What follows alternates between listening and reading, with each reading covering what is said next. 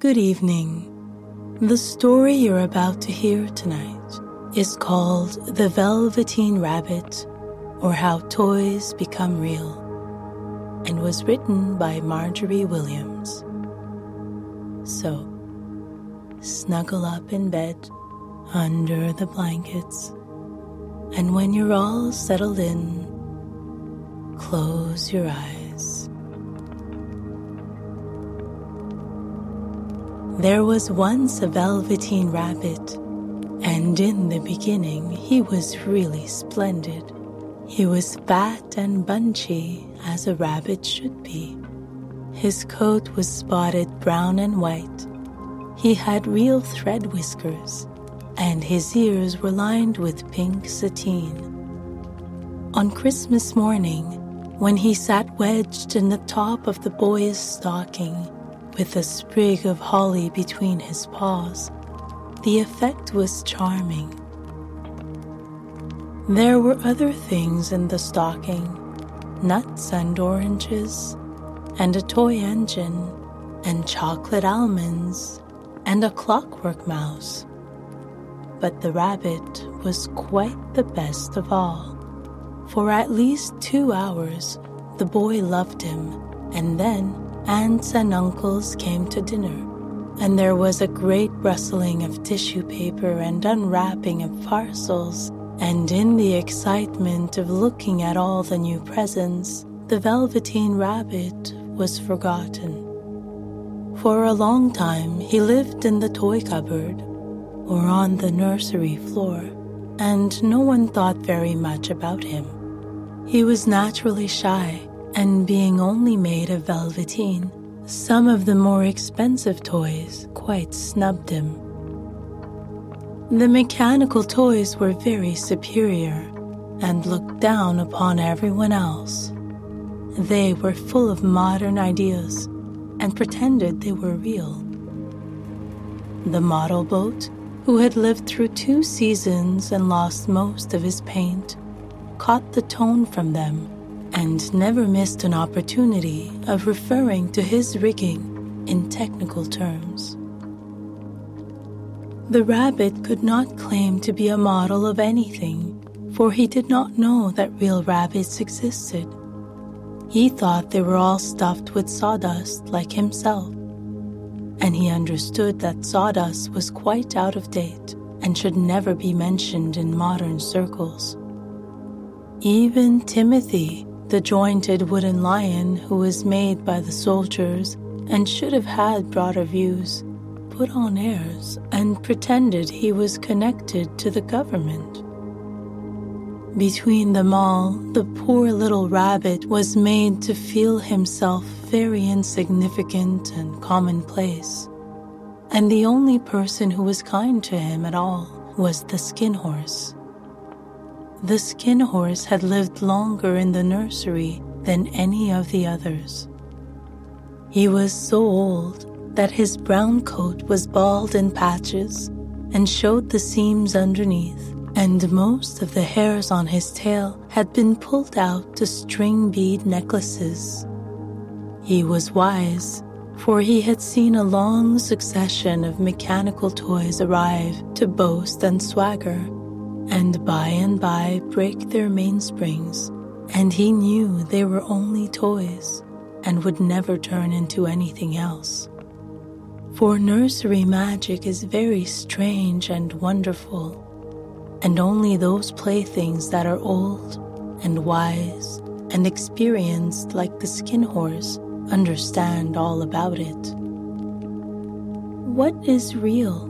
asked the rabbit one day, when they were lying side by side near the nursery fender before Nana came to tidy the room.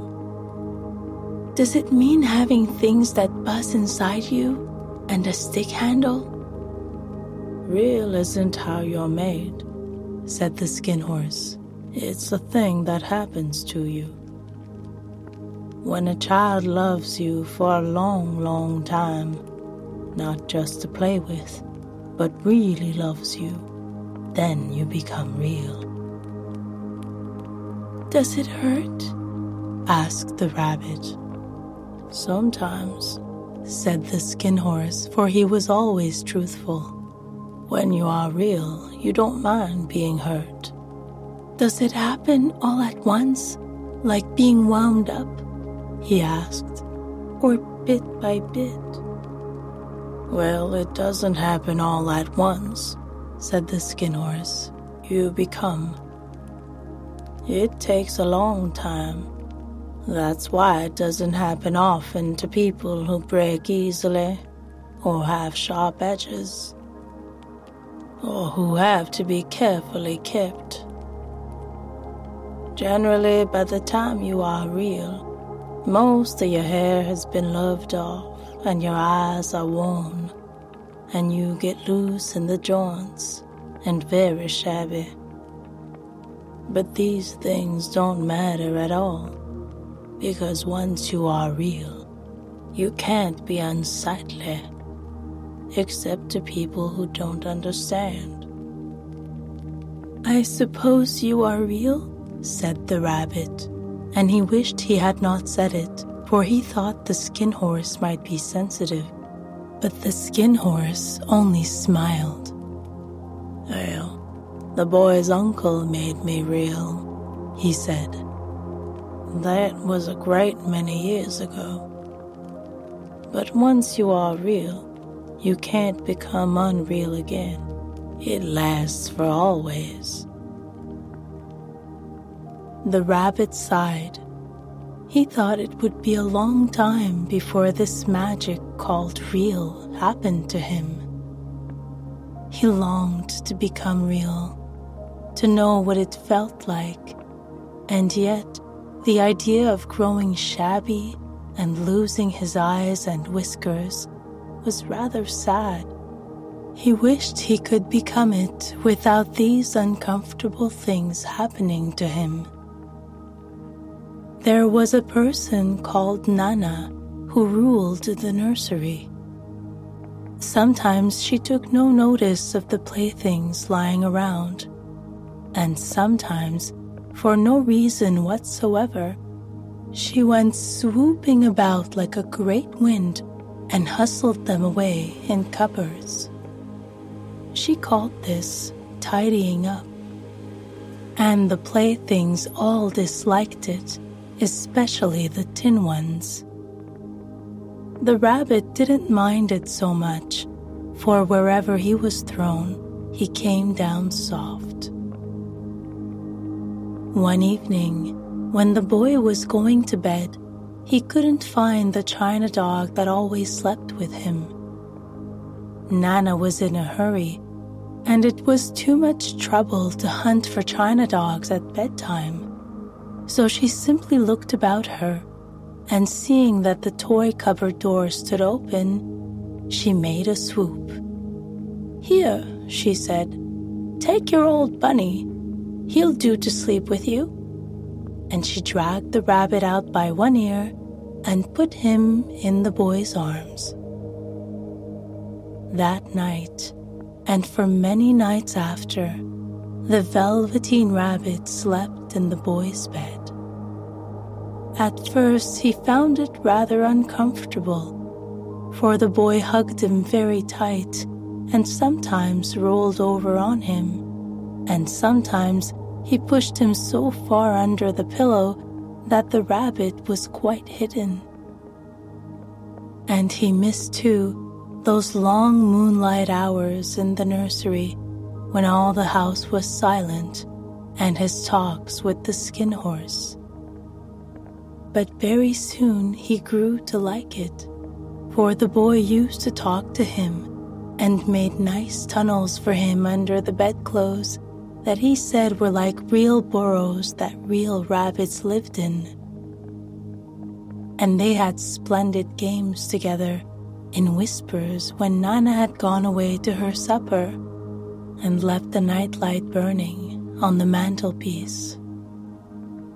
And when the boy dropped off to sleep, the rabbit would snuggle down close under his little warm chin and dream, with the boy's hands clasped close around him all night long.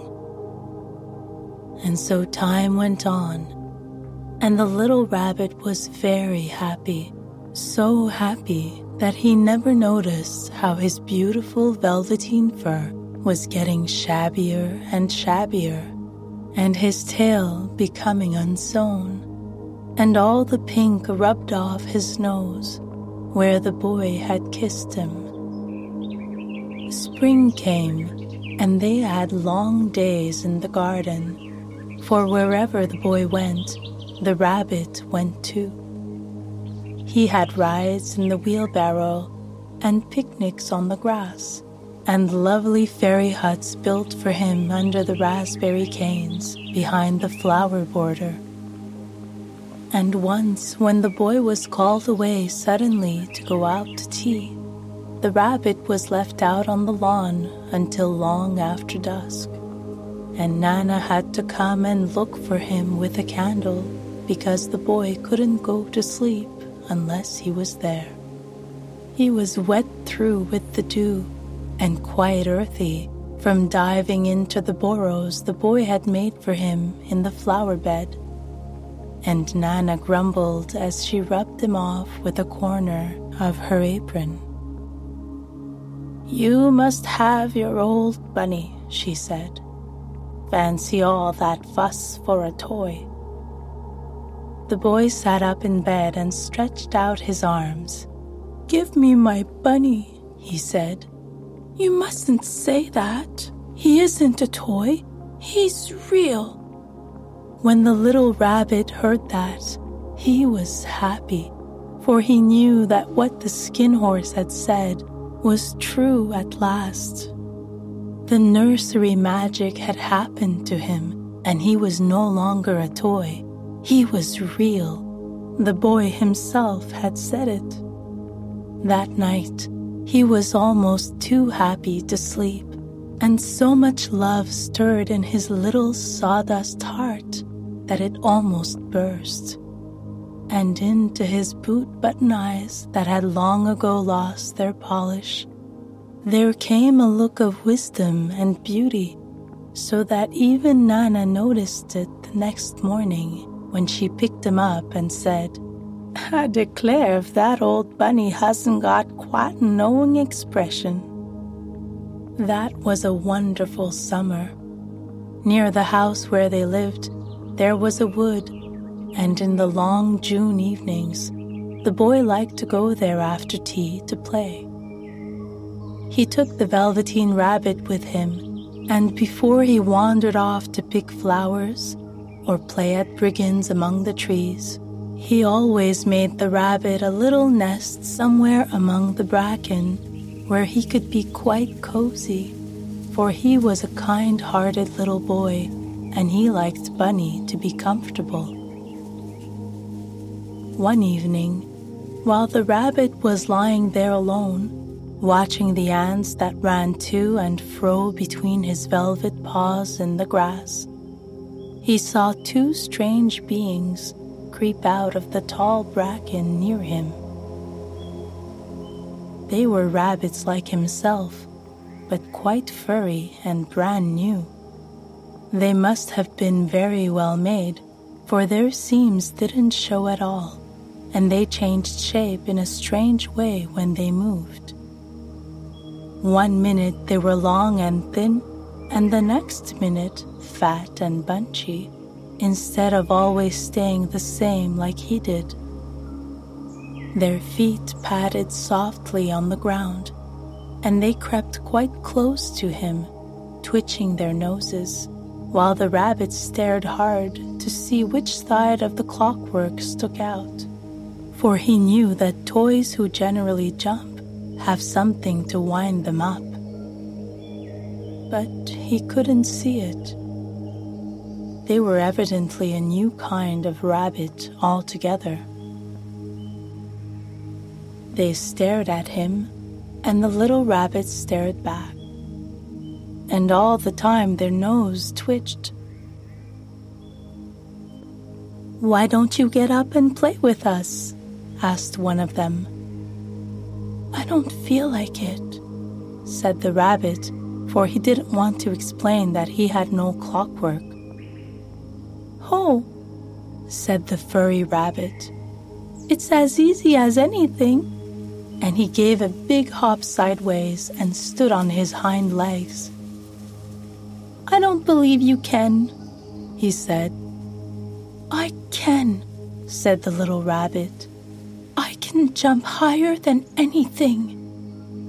He meant when the boy threw him, but of course he didn't want to say so. "Can you hop on your hind legs?" asked the furry rabbit. That was a dreadful question, for the Velveteen Rabbit had no hind legs at all. The back of him was made all in one piece, like a pincushion.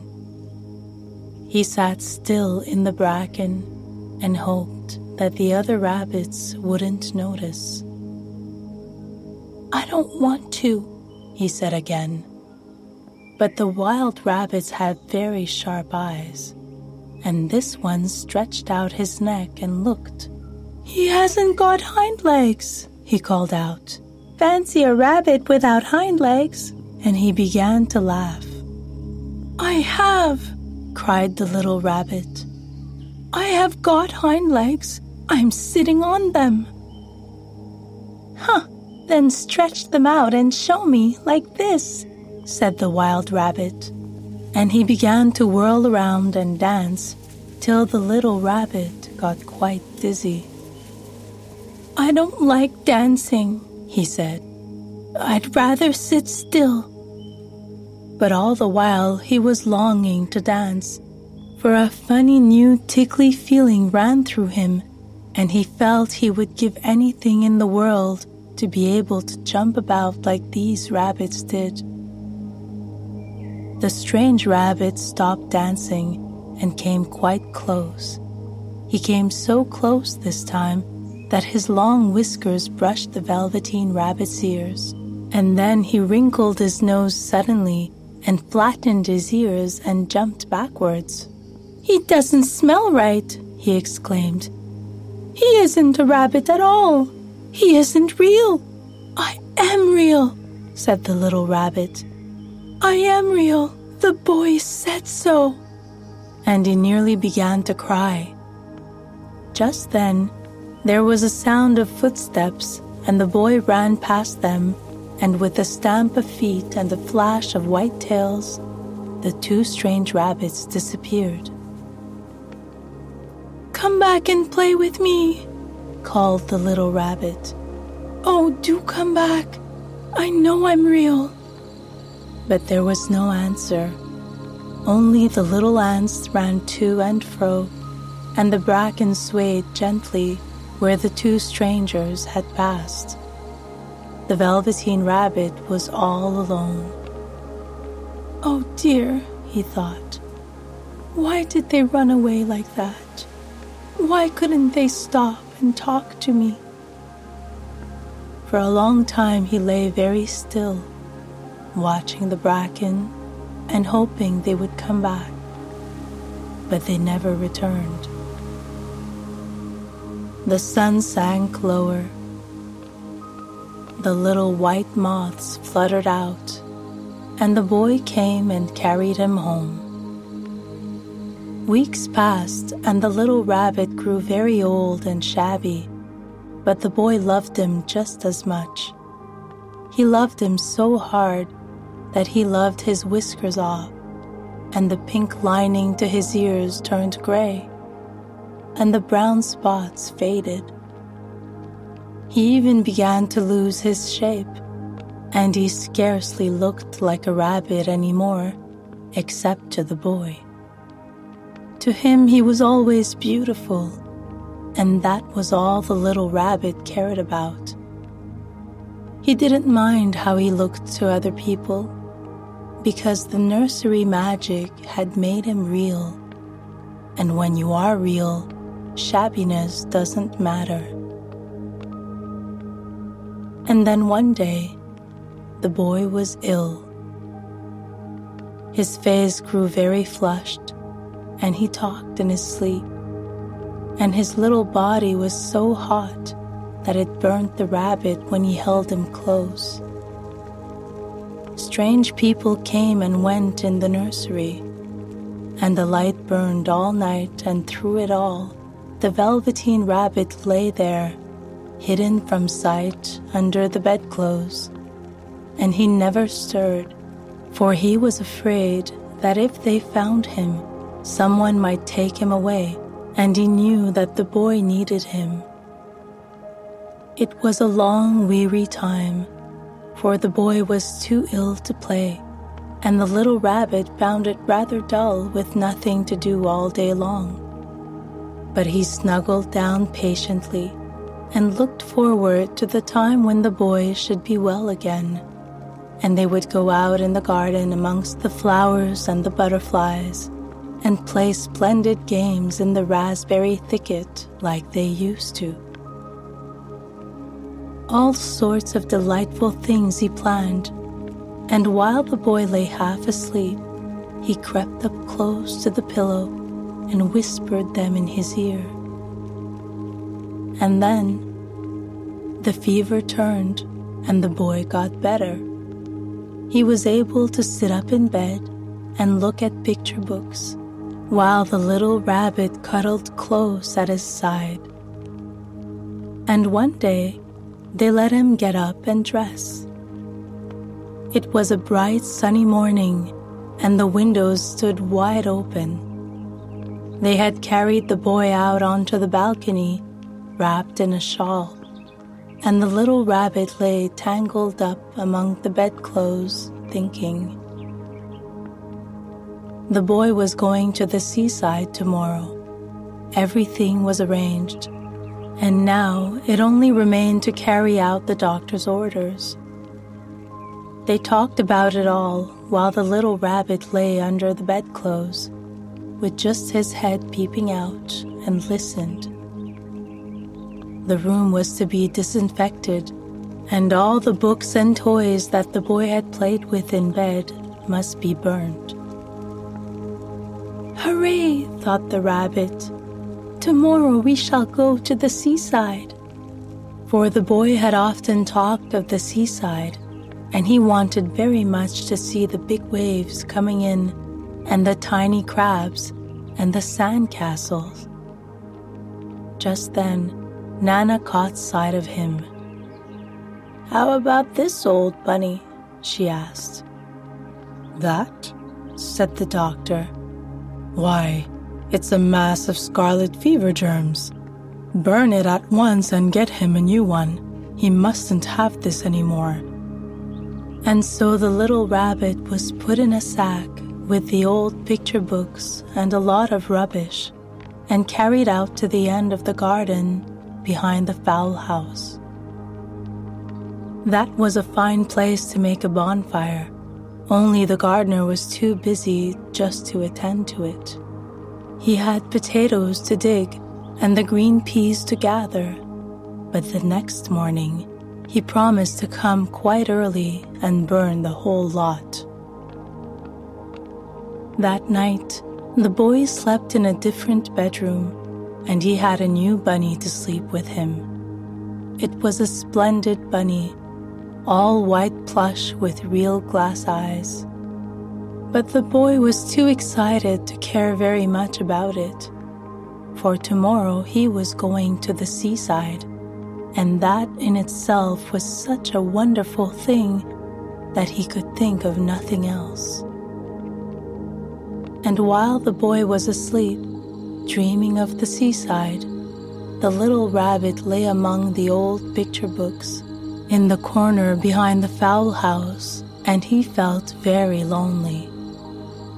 The sack had been left untied, and so by wriggling a bit, he was able to get his head through the opening and look out. He was shivering a little, for he had always been used to sleeping in a proper bed, and by this time his coat had worn so thin and threadbare from hugging that it was no longer any protection to him.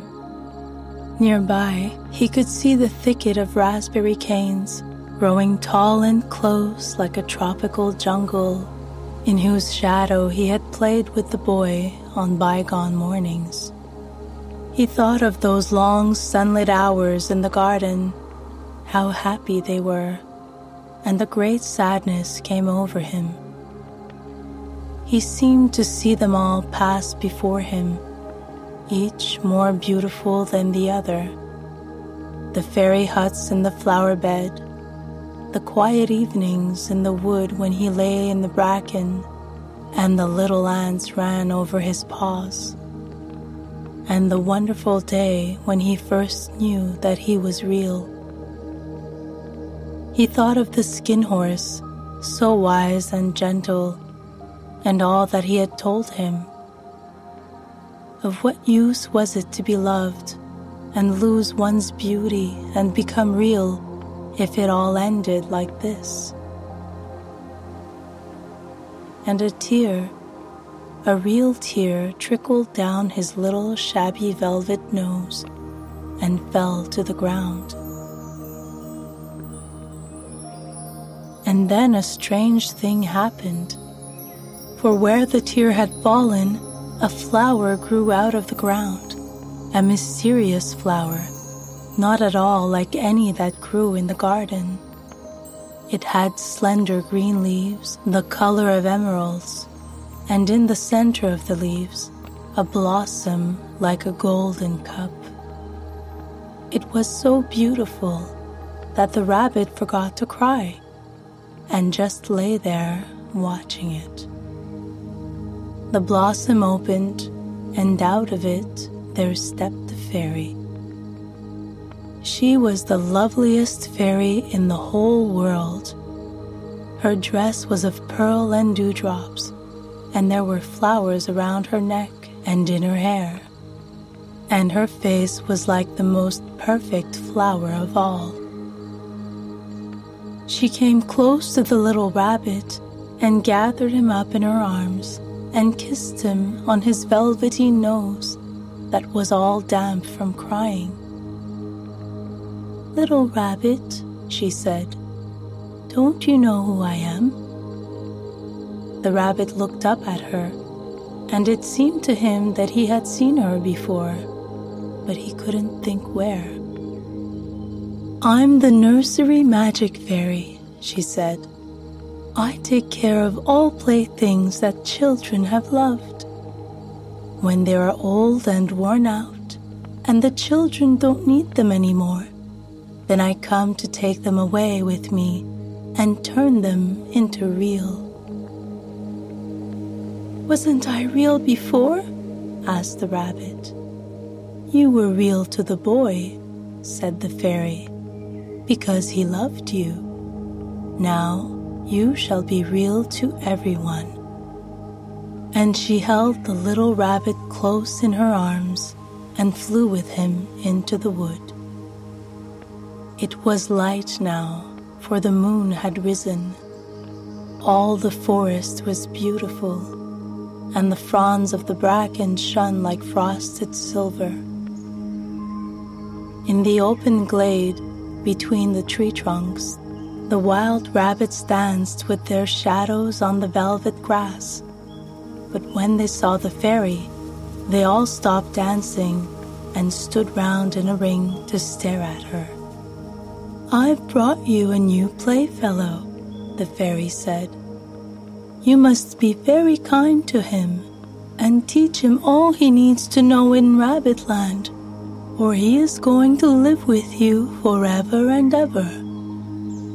And she kissed the little rabbit again and put him down on the grass. "Run and play, little rabbit," she said.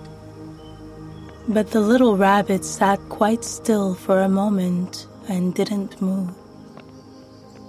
For when he saw all the wild rabbits dancing around him, he suddenly remembered about his hind legs, and he didn't want them to see that he was made all in one piece. He did not know that when the fairy kissed him that last time, she had changed him altogether. And he might have sat there a long time, too shy to move, if just then something hadn't tickled his nose, and before he thought what he was doing, he lifted his hind toe to scratch it. And he found that he had actually hind legs. and instead of dingy velveteen, he had brown, soft, and shiny fur, and his ears twitched by themselves, and his whiskers were so long that they brushed the grass. He gave one leap, and the joy of using those hind legs was so great that he went springing about the turf on them, jumping sideways and whirling round as the others did, and he grew so excited that when at last he did stop to look for the fairy, she had gone. He was a real rabbit at last, at home with the other rabbits. Autumn passed, and winter, and in the spring, when the days grew warm and sunny, the boy went out to play in the woods behind the house.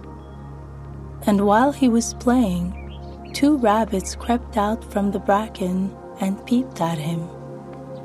One of them was brown all over, but the other had strange markings under his fur, as though long ago he had been spotted and the spots still showed through.